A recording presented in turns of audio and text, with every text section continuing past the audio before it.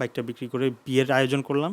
খুবই কোনো লেনদেন ছাড়াই, কোনো কিছু ছাড়াই সিম্পলভাবে বিয়েটা হলো। এখানে একটা মজার বিষয় হচ্ছে যে কোনো কঠিন পথ পাড়ি দেওয়ার আগে আমি বলার আগে সে বলবে যে আমরা যাই চলো। আমরা আপনার সাথে অনেক সুন্দর একটা গল্প করছিলাম।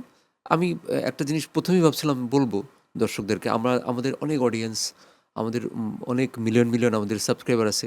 তারা তো আপনার মানে ইউটিউব আর ফেসবুকের নামটা আমার বলে দেওয়া উচিত ছিল, আমি বলিনি, আপনি একটু বলেন প্লিজ। আচ্ছা, আমার যেহেতু শুরুটা হচ্ছে ইউটিউব দিয়ে, তো ইউটিউবের নাম হচ্ছে ট্রাভেল উইথ শিশির দেব। আর ফেসবুকে আমি একটু মাল্টিপল ভিডিও পোস্ট করি, সেই জন্য ট্রাভেল উইথ ওইটা আবার দেই নাই, আমি শুধুমাত্র শিশির দেব নামে। টিকটকেও শিশির দেব এবং ইনস্টাগ্রামেও শিশির দেব নামে। তাহলে ওখানে দর্শক যদি ওখানে ক্লিক করে, হুম। তাহলে যে আমি মনে হয় আপনার এই লিঙ্কগুলো আমাদের এই যে যেখানে পোস্ট হবে আমাদের এই জি, যে এটা আমরা একটু দিয়ে দিতে পারবো, প্লিজ। তাহলে হ্যাঁ, দর্শকরা কানেক্ট করতে পারবে। আমি আসলে চাই কি যে মানে আমার চাওয়া, এটা ব্যক্তিগত চাওয়া, আমি নিজে পেশায় একজন ফিল্ম মেকার, হুম, ওই যে নাটক বানাতাম, সেখান থেকে ফিল্মে এসেছি। কিন্তু আমার খুবই প্যাশন যে এই যে ট্রাভেল ব্লগটা, খুবই প্যাশন। আমিও কিন্তু একটা ব্লগ করেছিলাম একবার। আমি নরসিংদী গেলাম একবার সবার সাথে, একটা ব্লগ করে আমি ছাড়লাম, দেখি অনেক লোক দেখছে। কিন্তু ওটা আমি তো কন্টিনিউ করতে পারি নাই, কারণ ব্যস্ততা সব কিছু মিলে টিলে। আমি আমার বেশ মজা লাগছে আর কি। যেমন এই যে আমি বসে আছি কথা বলছি, এটাও আমার একটা প্যাশন থেকে করা। হুম, হুম, হুম। তো আপনার এই প্যাশনটা যখন প্রফেশন হয়ে যায়, তখন মানে অনেক যেমন ওই যে আপনি বলছিলেন যে ফ্যামিলির সাথে না থেকে আপনি চলে এলেন, আবার আপনার ভিডিও বানিয়ে ছাড়লেন, সেই ভিডিওগুলো যে গেল। আমি আপনার প্রথম দিকের ওই ভিডিওগুলো 2020-এ যখন কোভিডে কিছু করার নেই, তখনই আমার মধ্যে এই ট্রাভেল ব্লগ দেখার একটা বাংলাদেশের কয়েকজনের ট্রাভেল ব্লগ আমি বেছে বেছে অনেকেরটাই দেখছি, দেখার পরে সবারটা আমাকে টানতো না। আমি যেমন নাম করতেই পারি, আপনারটা দেখতাম, তারপরে ওই যে সুমন, সালাউদ্দিন সুমন ভাই। সালাউদ্দিন সুমন, পেটুক কাপল, হুম। তারপরে মহসিনুল হাকিম, সুন্দরবন নিয়ে উনি করেন। উনি ওনার ফেস দেখান না, খুব কম দেখান, উনি শুধু ডেসক্রিপশন দেন, বর্ণনা করেন। ওর মধ্যে দেখা যায় যে আসলে শুধু ডকুমেন্টেশন আছে, কিন্তু এত মজার, এত সুন্দর। ইন্ডিয়াতে আবার এক্সপ্লোরার শিবাজি, তারপরে কৌশিক, কৌশিক। হুম, এরকম বেশ কয়েকজনের আমি দেখি। আবার হিন্দিতে কয়েকজন আছে, তাদেরটাও দেখি। বাইরের একটা লোক আছে, আজারবাইজানের একজন লোক, হুম। হ্যাঁ, উনি মানে মাথা টাক, উনি সারা ওয়ার্ল্ড ঘুরে বেড়ায়। উনি কিন্তু শুধু ক্যামেরা নেয়, কোনো সাউন্ড নেই, কোনো কাট নাই, আনকাট ভিডিও করে যায়। আনকাট ভিডিও করে। আবার একজন আমেরিকাতে একজন থাকেন, ওনার নাম সম্ভবত আমি ভুলে গেছি। ওনার অনেক ভিডিও আমি দেখছি, উনিও এরকম মানে ওনার মধ্যে কোনো এডিটিং নাই।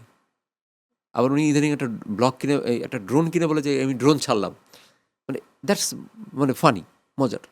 তা আপনার তাহলে সেকেন্ড ইনিংস যখন শুরু হলো, মানে সেকেন্ড ইনিংস বলতে যে আমি আবার কোভিড টোভিড চলে গেল, তারপরে তো আপনি মানে প্রফেশনালি ড্রোন কিনে বা হ্যাঁ, একদম হ্যাঁ। প্রফেশনালি শুরু করছিলেন। তো 2020 সালে। 2020 সালে, 20 সালে হচ্ছে যে প্রথম বাংলাদেশের তখনকার সময় বেশ জনপ্রিয়, এখনও জনপ্রিয় হয়তো, সহজ.com আমাকে প্রথম স্পন্সর করে। আমার লাইফের প্রথম কোনো একটা ভিডিও স্পন্সর্ড হচ্ছে সহজ.com, যে বাসের টিকিট সেল করে।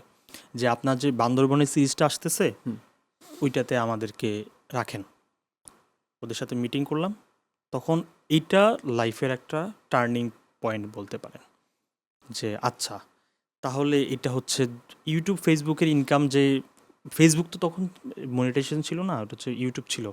প্রতি মাসে $100 আনাটাই হচ্ছে বড় চ্যালেঞ্জ আমার জন্য। $100 মানে তখন 85 টাকার মতো ছিল হচ্ছে ডলার। 20 সালের কথা বলছি, 19 সাল।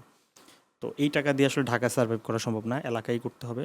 তারপরে এয়ারটেল আমাকে দ্বিতীয়বারের জন্য স্পন্সর করলো। তারপর রবি করা শুরু করলো। তারপর গ্রামীণ ফোন করা শুরু করলো। বাংলা লিঙ্কের সাথে টফি অ্যাপ নিয়ে একটা কথা হচ্ছিল তখন। বাংলা লিঙ্কের টফি অ্যাপের জন্য বাংলাদেশের সব বড় ইনফ্লুয়েন্সারদেরকে তখন 20 সালের দিকে আমাদের তাদের অফিসে নিল। মানে এটা হয় না যে একটা কাজে ঢুকে যাওয়া, যে আচ্ছা আমাদেরকে রিকগনাইজ করা হচ্ছে বা এখান থেকে একটা ইনকামের একটা বড় একটা সোর্স। তো 20 সালে করোনা মহামারীটা অনেকের জন্য এটা মানে দুঃস্বপ্ন, আর আমাদের যারা ট্রাভেল ব্লগিং বা ডিজিটালে কন্টেন্ট আপলোড করি তাদের জন্য একটা টার্নিং পয়েন্ট হয়ে দাঁড়ালো। এখান থেকে সূচনা হয়েছে অনেক কিছুর, মানে একদম হ্যাঁ, নতুন করে নতুন অনেক করে কিছু। সব কিছু চেঞ্জ হয়ে গেল। আমাদের ইউটিউবে সাবস্ক্রাইবার, ভিউজ, এটা একটা অনেক মজা লাগা শুরু হইলো।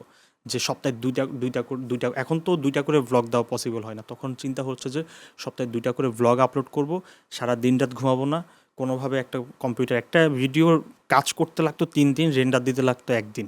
তখন এমন অবস্থা হয়ে গেছে, আমাদের ওই বড় বাজেটের কম্পিউটার ছিল না।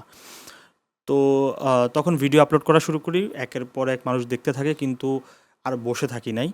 একটা বাইক নিয়েছি, যেহেতু তখন পাবলিক ট্রান্সপোর্ট একটু রেস্ট্রিকশন ছিল চলাফেরা, বাইক নিয়ে ঘোরাঘুরি শুরু করলাম। চট্টগ্রাম অঞ্চল ঘোরা শুরু করলাম, বান্দরবনের দিকে ঘোরা শুরু করলাম, মানুষ এটাও পছন্দ করা শুরু করলো। একদম 21 সালে এসে যে আচ্ছা ঠিক আছে, এটা এখান দিয়ে মোটামুটি যেটা হচ্ছে চলতেছে, খুব ভালো ইনকাম তা বলবো না, যে একদম খুব বেশি একদম লাইফ সেটেল হয়ে যাওয়ার মতো এমনটা না।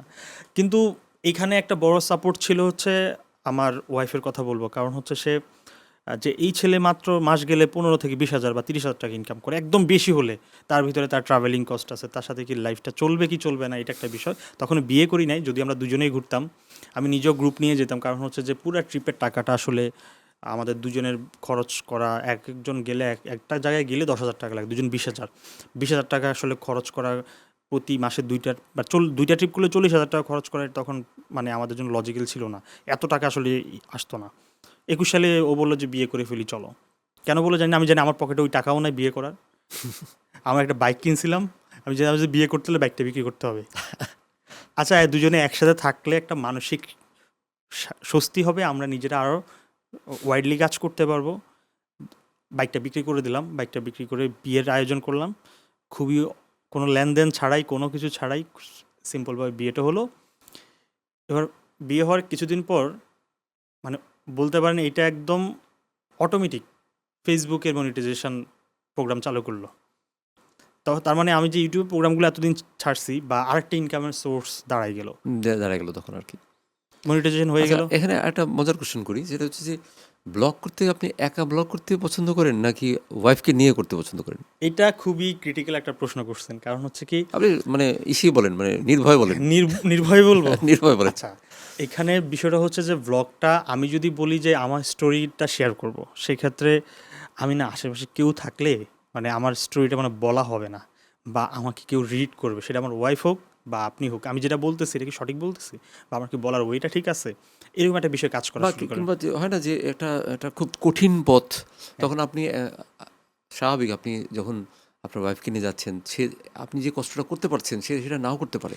এখানে একটা মজার বিষয় হচ্ছে যে কোনো কঠিন পথ পাড়ি দেওয়ার আগে, আমি বলার আগে সে বলবে যে আমরা যাই চলো, আমরা পারবো, ও দ্যাটস ফাইন, দ্যাটস ফাইন। এবং আসলেই সে আমার থেকে বেটারটা করতে পারে। এবং সেটা এমন হয় যে যেহেতু এখন আর ওই ওয়াইফ হিসেবে বিষয়টা ডিল করি না, যে আমরা দুজনে একটা যাব, ট্যুরে যাব, তুমি ক্যামেরার পেছনে ক্যামেরা শটগুলো নিবা, আমি ক্যামেরার সামনে পারফর্ম করব, বা এই দুজনের সব কম্বিনেশনে একটা ব্লগ তৈরি হয়। আপনি বিয়ে করছেন তো 2021-এ, 21-এ, হ্যাঁ। এখন 26, হ্যাঁ। 5 বছর।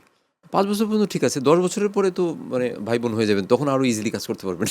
না, এখনই অনেকটা যেটা বলবো যে ও যে এমনটা না যে মানে থাকে না যে খুবই সাপোর্টিভ আর কি। সাপোর্টিভ,